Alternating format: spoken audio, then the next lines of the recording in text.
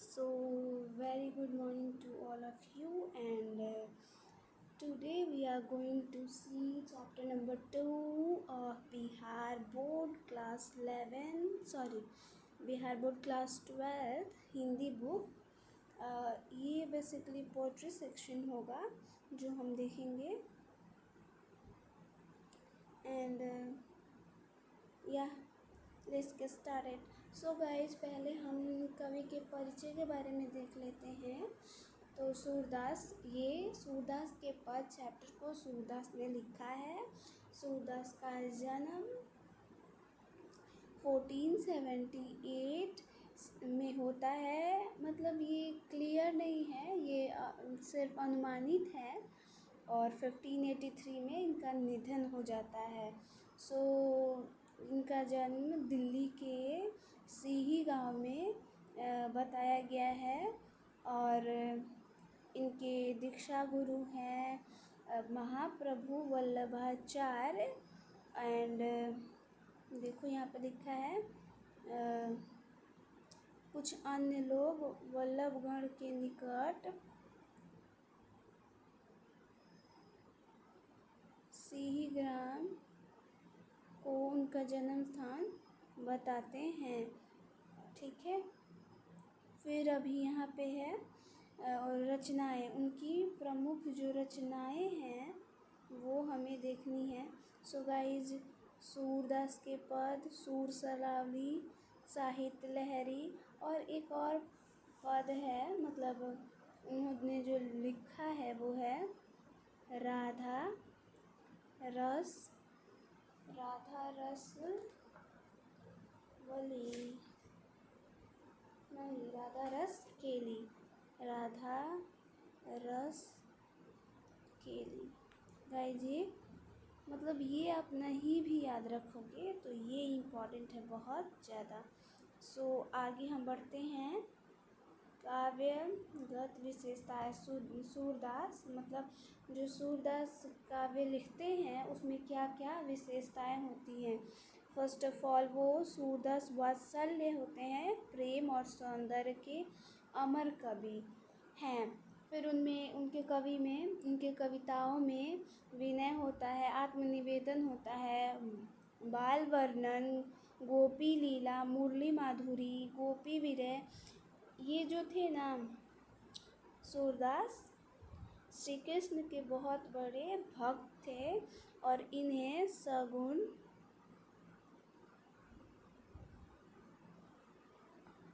कृष्ण भक्ति की कवि बोला जाता है.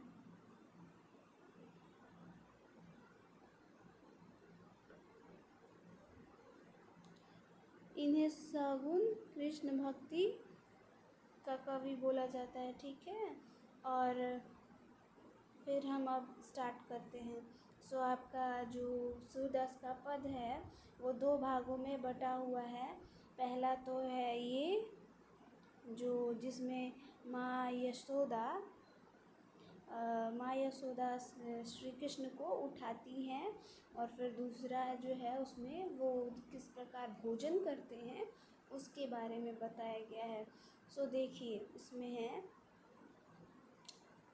लिखा गया, जागिए व्रजराज कुंवर, कुमुद विंद संकुचित भय, वुंग लता भूले. इसे हम गा भी सकते हैं. एक बार दिखाती हूँ गा के मैं. जागी व्रजराज कुंवर, कमल कुसुम फूले, कुमुद वृंद संकुचित भय, भृंग लता भूले. सो देखिए, यहाँ इस में बताया जा रहा है बेसिकली जो यशोदा माँ हैं वो श्री कृष्ण को व्रजराज कुंवर करके संबोधित करती हैं और बोलती हैं, हे व्रज के राजकुंवर श्री कृष्ण, उठ जाइए, क्योंकि जो कुसुम है, जो कमल का फूल है, वो खिल चुका है. कुमुद मतलब होता है रात को खिलने वाली कोई भी फूल.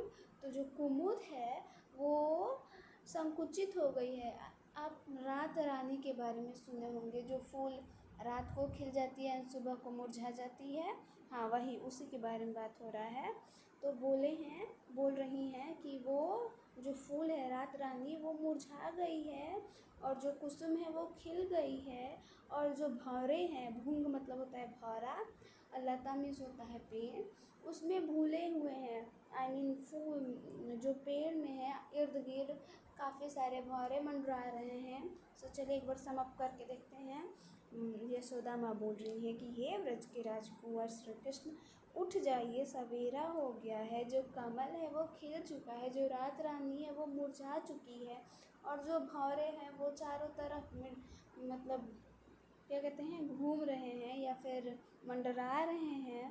सो आप उठ जाइए, क्योंकि ये सब कुछ सुबह होने का प्रतीक है, और सुबह हो चुका है। बेसिकली इसे कहें तो गीत ही है। और यहाँ पे फिर है, तमचूर खगरोल सुनहु बोलत बनराई, रामवती गो खरीन में बचरा हित धाई। मतलब तमचूर का मतलब होता है मुर्गा। सो जो मुर्गा है, और खग मीन्स पक्षी, रोर मीन्स वही बोलना यानी कि ची ची करना। सो जो मुर्गा है वो बोल रहा है, जो पक्षी हैं वो चिचिहा रही है हर जगह, और इनका जो आवाज़ है वो सुनाई दे रहा है। और जो पेड़ है, पेड़ लता वगैरह, वो सब आपस में बोल रहे हैं।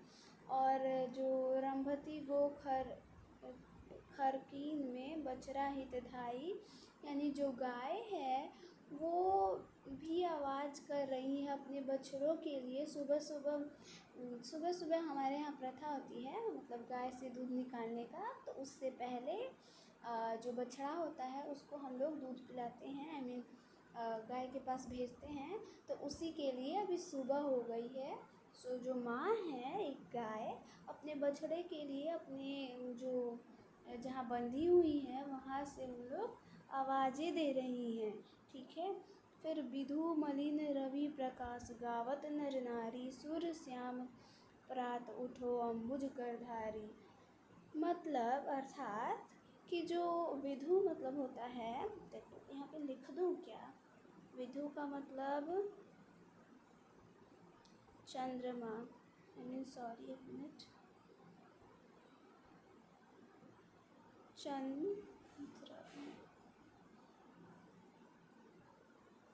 विधु मतलब चंद्रमा, मलिन मतलब होता है नम पड़ जाना, मतलब बहुत कम ना मात्र का रह जाना। रवि का मतलब होता है सूर्य, प्रकाश गावत नर नारी, इट मीन्स कि जो चंद्रमा है वो चला गया है, क्योंकि रात को चंद्रमा रहता है, वो चला गया है। और जो सूर्य है यानी जो सवेरा है, यानी जो सूर्य है वो आ चुका है। और भोर यानी सुबह, भोर का गीत गाता है लोग गांव में। तो पहले तो ज़्यादा चलता था और अब नहीं चलता है, भोर यानी सुबह होता है। सो ये गावत नर नारी यानी सुबह का जो गीत है वो नर नारी गा रहे हैं। सूर्य श्याम यानी श्याम सुंदर, उठो प्रातः उठो यानी सुबह उठो, अम्बुज करधारी यानी हाथ, मतलब हाथ में, अम्बुज का मतलब होता है कमल, कमल लेने वाले, हाथ में कमल रखने वाले श्याम सुंदर श्री कृष्ण, अब उठ जाओ, सवेरा हो गया है। इस पूरे जो 1 2 3 4 5 6 लाइन का जो काव्य है, उसमें यशोदा माँ यही बता रही है कि हे ब्रजराज कुंवर, उठ जाइए, सवेरा हो चुका है। और वो भांति भांति तरह के बताती हैं कि ये भौरे निकल आए हैं, फूल खिल गए हैं, अब फिर से गाय बोल रही हैं अपने बछड़ों के लिए, फिर सूर्य आ गया है, चंद्रमा चले गए हैं। तो आप अब उठ जाइए, इसका यही तात्पर्य है कि अब सुबह हो गई है और आपको अभी उठ जाना चाहिए। ठीक है, चलिए, तो होप कि ये पूरा आप लोग को समझ आया होगा। अभी हम नेक्स्ट पे चलते हैं। ये जो हमारा फर्स्ट था, वो फर्स्ट सेक्शन वो क्लियर हो गया। अब हम सेकंड पे जाते हैं। देखिए यहाँ पे पूरा इसका व्याख्या प्रसंग लिखा हुआ है। अगर आपको याद करना है, एक बार पढ़ना है, स्क्रीनशॉट ले लो और पढ़ लो, ठीक है। उसके बाद हम पद 2 पे चलते हैं। तो इसमें लिखा गया है, इसको भी गा सकते हैं या फिर ऐसे भी पढ़ सकते हैं। जेवंत श्याम, एक मिनट, सॉरी, या जेवंत श्याम नंद की कन्या, कछु हाथ कछु धरनी गिरावत, छवि निरखती नंद की रनिया। ठीक है, इसका मतलब मैं बारी बारी से बताते चल रही हूँ। देखो, जेवंत का मतलब होता है, जेवंत का मतलब होता है भोजन।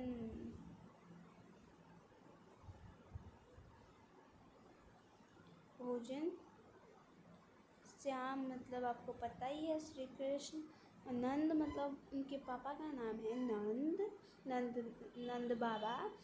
और नंद की लाला बांसुरी वाला बुलावे मुझे गोकुल की गली, यानी नंद के लाला, यानी नंद के लाला यानी श्री कृष्ण। सो नंद। कन्या मतलब होता है गोद। हमारे यहाँ कन्या का मतलब कुछ और भी होता है, सो वो आप कंफ्यूज ना होइए। कन्या का मतलब गोद होता है, ठीक है। सो देखो क्या बोला जा रहा है। फर्स्ट में बोला जा रहा है कि जो श्याम है, यानी जो श्री कृष्ण है, वो भोजन कर रहे हैं। कहाँ कर रहे हैं? नंद बाबा की गोद में बैठ के।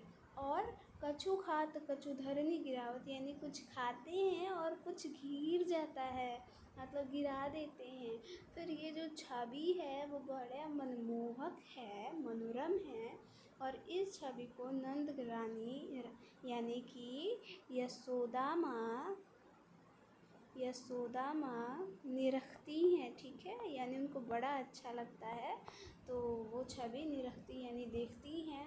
फिर बता रहे हैं, बरी बरा बेशिन बहुभातिनी व्यंजनी विविध आंगनियाँ, यानी कि बरी मतलब जो आप खाते होंगे, बरी पकौड़ा, बरी बरा बेशिन, बहु मतलब बहुत प्रकार के, विविध प्रकार के भोजन है, व्यंजन मीन्स भोजन आंगन में या फिर जहाँ वो खा रहे हैं वहाँ पे फैला हुआ है। फिर जो है डारत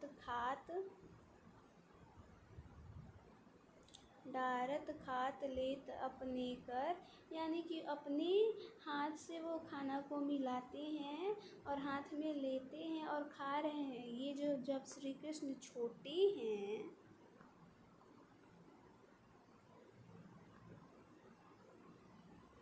जब छोटे से हैं तब का बात हो रहा है, ठीक है। सो लिखा है यहाँ पे कि कुछ हाथ से वो मिलाते हैं, खाते हैं अपने ही हाथ से। रुचि मानत दही दोहनिया, मीन्स दोनिया, इट मीन्स कि जहाँ दही रखा हुआ है, जिस पात्र में दही है, उन्हें वो बहुत अच्छा लग रहा है, यानी कि सबसे ज़्यादा रुचि उसी पे है। मिश्री जो पूजा में होता है, यानी चीनी का बड़ा फॉर्म, दही माखन मिश्रित करी मुख नावत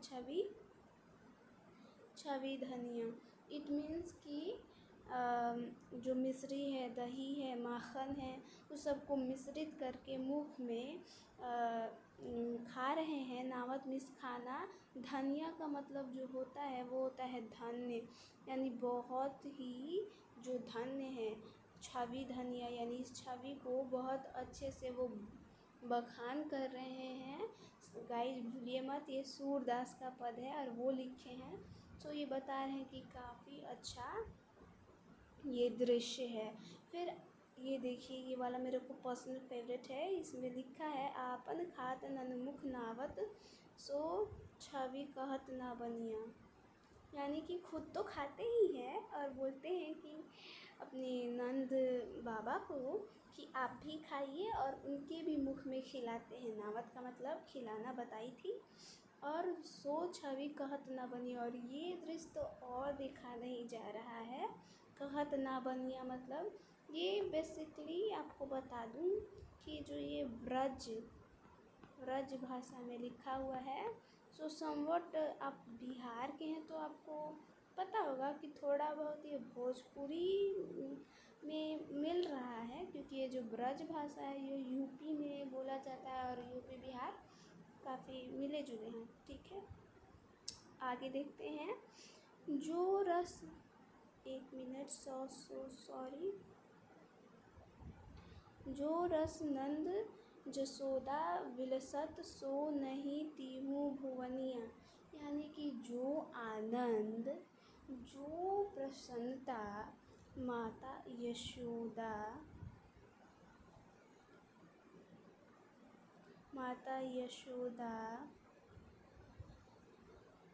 और नंद बाबा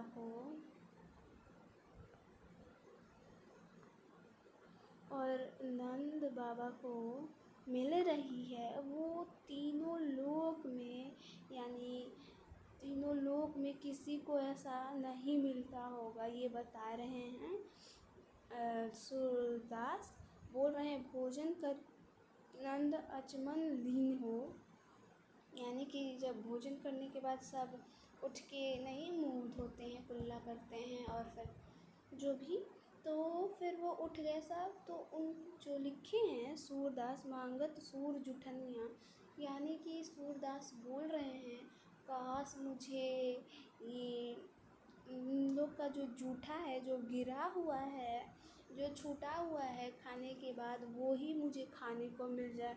मतलब आप ये जान सकते हैं कि जो सूरदास है कितने बड़े भक्त हैं श्री कृष्ण के, कि जूठा खाने को बोल रहे हैं कि मुझे वो मिल जाए तो मैं वो खा के धन्य मानूंगा अपने आप को। सो गाइज, यहाँ पे भी इसका व्याख्या लिखा हुआ है और आप चाहें तो स्क्रीनशॉट लेके और पढ़ सकते हैं। सो यहाँ था, ये हमने पढ़ा, और इसका मैं समरी दे दूँ क्या?